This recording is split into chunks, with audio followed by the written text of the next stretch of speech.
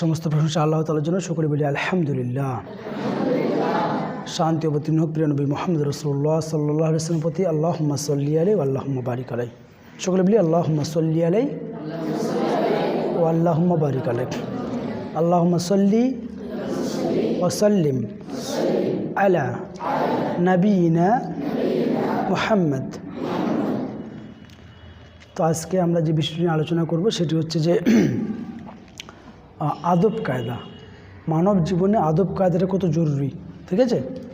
তারপরে দৈনন্দিন জীবনে আমাদের কিভাবে চলাফেরা করব, আমাদের চলাফেরা স্টাইলটা কেমন হবে, ধরনটা কীভাবে হবে। হ্যাঁ, কেউ কথা বলবে না। কারো যদি কোনো প্রবলেম হয় ও একাই চলে যাবে, ঠিক আছে, কাউকে ডাকবে না, ঠিক আছে, ডিস্টার্ব দিতে নেই। তো প্রথম কথা হচ্ছে যে এই যে আমরা মাদ্রাসায় পড়তে এসেছি, আমিও একসময় মাদ্রাসায় পড়েছি।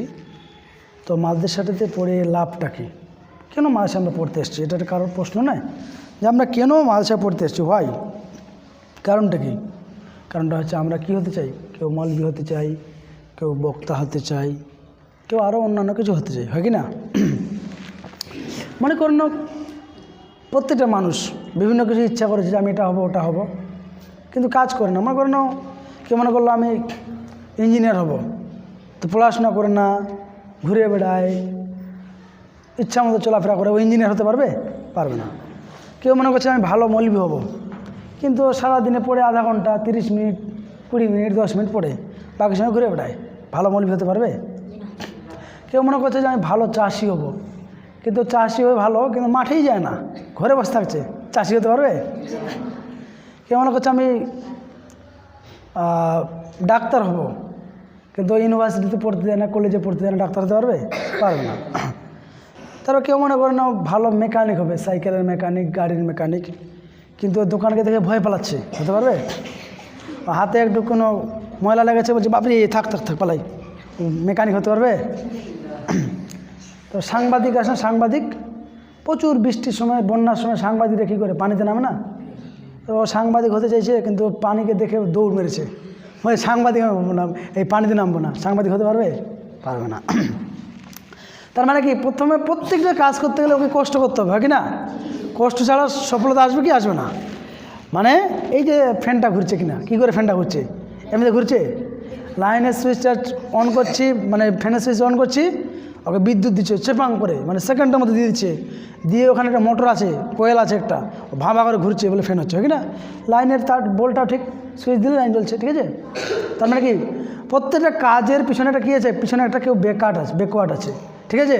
এই যে মাইকে আস্তের কথা বললাম, জোরে জোরে শোনা গেল কেন, মাইকে এমন কিছু জিনিস ঢুকিয়ে দেওয়া আছে যে জোরে জোরে সাউন্ড হবে।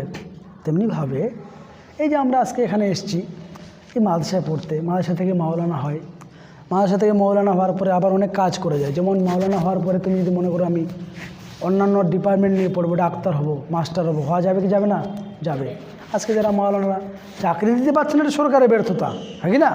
চাকরি দিতে পারছে না সরকারের দোষ, এটা আমাদের তো দোষ নয়, হয় কি না। বিএড করেছে, ডিএড করেছে, মাওলানাও করেছে, তার মানে কি বিভিন্ন পদে যাওয়া যায়, ঠিক আছে। তো প্রত্যেকটা কাজ করলে যেটাই সাংবাদিক হতে চাই, যদি আমরা ইঞ্জিনিয়ার হতে চাই, ভালো মৌলবি হতে চাই, কষ্ট করতে হবে, কি হবে না? হবে। গাড়ির মেকানিক হবো আর আমার হাতে কালি লাগবে না, তা তো হতে পারে না, কালি লাগাতে হবে। তারপরে কোনো দিন একটা মানে হাতুড়ি দিয়ে পিটছিলে, হাতে ফোঁসা পড়ে গেল, ঠিক আছে, তার মানে সে ইঞ্জিনিয়ার হতে পারবে কি পারবে না?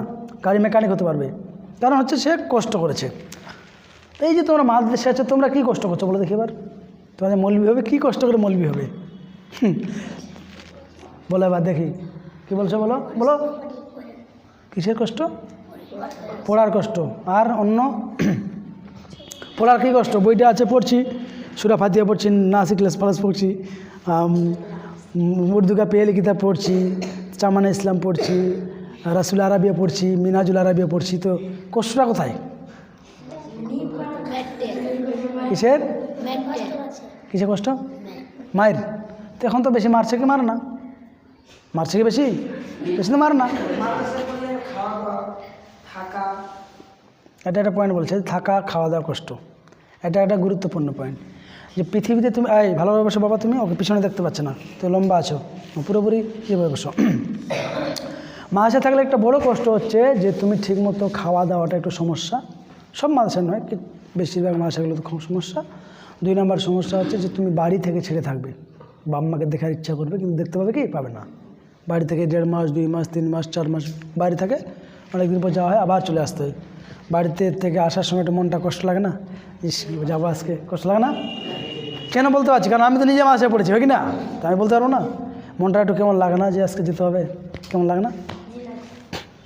এবার আসলে এবার তোমাদের ফলাফল দেখো, কেউ কান্না করে, আমি ছোটোবেলা কান্না করতাম, কান্না করে কেউ বসে। তো এই যে কষ্ট, এই ছেলে ভালোবাসো বললাম না, কেউ দুষ্টুমি করবি না। এই যে কষ্ট করে আমরা যখন একটা মৌলবি সাহেব হবো কিনা, তখন আমাদেরকে সম্মান করবে কি করবে না? করবে। কিন্তু আমরা যদি খালি খাই আর ঘুমাই আর যাইতে নামাজ পড়ি, আর এবছর পড়লাম, তারপরে বছর পাস করলাম, তার ক্লাস উঠলাম, তার উপর ক্লাস উঠলাম, ভালো মৌলবি হতে পারলাম না, মানুষ সম্মান করবে? করবে না। পৃথিবীতে যে যত জ্ঞানী তাকে আল্লাহ তো সম্মান দিবে।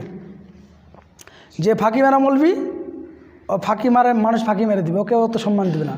যে ভালো করে পড়বে, কেউ বলছে না যে মৌলবিদের বেতন নেই, কে বলছে মৌলবিদের বেতন নেই? ভালো ভালো মাদ্রাসায়, উঁচু মাদ্রাসাগুলোতে একটা মৌলবির বেতন 30,000 40,000 টাকা মাস। কিষানগঞ্জ মাদ্রাসাটা আছে না, কিষানগঞ্জ মাদ্রাসার একটা মৌলবির বেতন 50,000 টাকা। ওনার নাম হচ্ছে মুজাম্মেল হক মাদানী মাদ্রাসা, ওখানটা মাদ্রাসা আছে। হ্যাঁ, মুজাম্মেল হক মাদানী বেতন 50,000 টাকা। ওনাকে বল না যে মাদ্রাসায় পড়ে এই বেতন ক টাকা থাকবে, মাদ্রাসায় ফকিরি বিদ্যা, ওটাই ভুল ধারণা। তুমি ফকিরের মতো পড়েছো, তুমি মন দিয়ে পড়োনি, তার জন্য তোমার আজকে অবস্থা এরকম। ঠিক আছে, যে যত বেশি পড়াশোনা করবে সে তত উপর লেভেলে যাবে, যে যত কম পড়াশোনা করে ফাঁকি মারবে, ঘুরে বেড়াবে, ওর থাকার জায়গাতে তো ঘুরে বেড়া খারাপ জায়গায়, বুঝতে পারলে তো? তারপরে কেউ যদি ভালো বক্তা হতে পারে, আব্দুর রাজ্জাক বিন ইউসুফকে চিনো? ডক্টর জাকির নায়েককে চিনো? তারপরে মিজানুর রহমান আজহারি, তারপর মনে করো আবদুল্লাহ বিন আব্দুর রাজ্জাক, মানে আব্দুর রাজ্জাকের ছেলে, চিনো? এদের কি সম্মান নেই? আবদুল্লাহ বিন আব্দুর রাজ্জাক প্রতিদিন মিনিমাম যদি চায় প্রতিদিন 50,000 টাকা পাবে, প্রতিদিন। ও যদি বক্তব্য কিনা প্রতিদিন 50,000 টাকা করে পাবে। কিন্তু ও ভালো কাজ করে অতটা টাকা কামাই করে না, তবু যেটা দিয়ে আল্লাহ মাসে 4-5 লাখ টাকা হয়ে যায়। কারণ বিভিন্ন জায়গায় প্রোগ্রাম করে কিনা, প্রত্যেকটা প্রোগ্রাম 20-30 হাজার টাকা দেয়। তো 10,000 টাকা ধরি, 30 দিন যদি প্রোগ্রাম করে, 30 × 10 কত? 3 লাখ হলো না? তো আমি অর্ধেক 1.5 লাখ টাকা ধরি, 1.5 লাখ টাকা মাসে, বছরে 18 লাখ। কত লাখ? 18 লাখ। বললাম যে মৌলবীরা ফকির বিদ্যা, 18 লাখ টাকা বছরে কে পাচ্ছে? মৌলবী সাহেব। মৌলবী সাহেব কেন পাচ্ছে? ওই ফাঁকি মেরে ঘুরে বেড়াচ্ছে, পেয়ে যাচ্ছে না। 1 নাম্বার পড়াশোনা করেছে, জান প্রাণ দিয়ে পড়েছে। আবদুল্লাহ বিন আব্দুর রাজ্জাক প্রতিদিন 19 পাতা করে কোরআন মুখস্থ করতো। 19 পাতা কেউ কোরআন পড়ি? প্রতিদিন পড়ি না। উনি কোরআন মুখস্থ করতো 19 পাতা করে প্রতিদিন, তাহলে আমরা 19 পাতা কোরআন পড়ি না। ঠিক আছে, ইবনু তাইমিয়া একটা বিখ্যাত ব্যক্তি ছিলেন। ইবনু তাইমিয়া, ইমাম ইবনু তাইমিয়া, ওনার জন্ম হচ্ছে 661 হিজরিতে। উনি বলতেন যে আমি প্রায় 3 বছর ধরে আমার পিঠটাকে বিছানাতে ঠেকাইনি, মানে ঘুমাইনি আর কি। তো না ঘুমালে বাঁচবে মানুষ? বাঁচবে না। মানুষ 21 দিন বা 28 দিন না খেলেও বাঁচতে পারে, কিন্তু 11 দিন যদি না ঘুমায় মানুষটা পাগল হয়ে যাবে। কী হয়ে যাবে? পাগল হয়ে যাবে। তো কেমন ঘুমাতো? পড়তে পড়তে ঘুম চলে আসছে, ওরকমই ঘুমিয়ে গেছে, আবার ঘুম থেকে জেগেছে, আবার পড়তে শুরু করেছে। ঠিক আছে, ইমাম নববী বলছেন যে আমি এত পড়তাম যে পড়ার কারণে আমার পা অনেক সময় ফুলে যেত। ঠিক আছে, এত পড়াশোনা করতো। তারা অনেক সময় ঘুমাতেন না, মানে ওইভাবে ঘুমিয়ে গেলো, আবার ঘুম থেকে যেয়ে পড়াশোনা শুরু। আর তারা পড়াশোনা করেছে বলে তাদের নাম বলছি না আমরা, মানে পড়াশোনা করেছে তার নাম বলছি, অন্য কোনো ব্যক্তির নাম বলছি কি? বলছি না। তার মানে তারা এমন পড়াশোনা করেছে, ইমাম বুখারি, ইমাম মুসলিম, ইবনু তাইমিয়া, ইমাম নববী, তারা এত পড়াশোনা করেছে যে তাদের নাম ইতিহাসের পাতায় সোনার অক্ষরে লেখা রয়েছে, যার কারণে আমরা আজকে ওদের নাম বলছি না। কষ্ট করেছে, তাদের জীবনীগুলো পড়লে তোমরা কান্না করবে, এত কষ্ট করেছে তারা। কিছু কিছু ব্যক্তি এমন পড়েছে অল্প খেত, বেশি গেলে পায়খানা যেতে হবে, পেশাব করতে যেতে হবে, অল্প খেত যাতে বেশি পেশাব পায়খানা না যেতে হয়। ঠিক আছে, তাহলে ওই হিসেবে আমরা কি কষ্টে আছি? নাই। আজকে আমরা কি পেয়েছি? লাইট পেয়েছি, ফ্যান পেয়েছি। আগের যুগের লাইট ফ্যান ছিল? আজ থেকে 15-20 বছর আগে ছিল না এগুলো। লাইন ফ্যান পেয়েছি, তখন কষ্ট করে হের কিনে আলোতে তখন তারা কী করতো, ডিম লাইট জ্বালিয়ে ছোটো ছোটো লণ্ঠন জ্বালিয়ে তারা পড়াশোনা করতো। আর আমরা এখন তাহলে ওদের থেকে অনেকটা সুখে আছি না? শুধু সুখে নয়, মহা সুখে আছি, প্রচুর সুখে আছি। কেন? আমরা টাইলসওয়ালা মসজিদ পাচ্ছি, সুইচ দিলে লাইট পাচ্ছি, আরও কিছু পাচ্ছি, আরও কিছু পাচ্ছি, হয় কি না? তাহলে আমাদেরকে ভাবতে হবে প্রথমত যে আমাদেরকে পড়াশোনা করতে হবে। শুধু পরীক্ষায় পাস হওয়াটা পড়াশোনা বলে না, মানে আগের 1 বছরে পড়া পড়ে নিতে হবে। মানে কেউ এখন, তুমি কিসে পড়ছো বাবা? 4-এ, ওকে 5-এর পড়াটা পড়ে নিতে হবে, এ ভালো ছাত্র হতে পারবে। 6-এ পড়ছে যে ও 7-এর পড়াটাকে পড়ে রাখতে হবে আগে থেকে। 6-এ পড়ার ফাঁকা পেয়েছে, ছুটি থাকে না।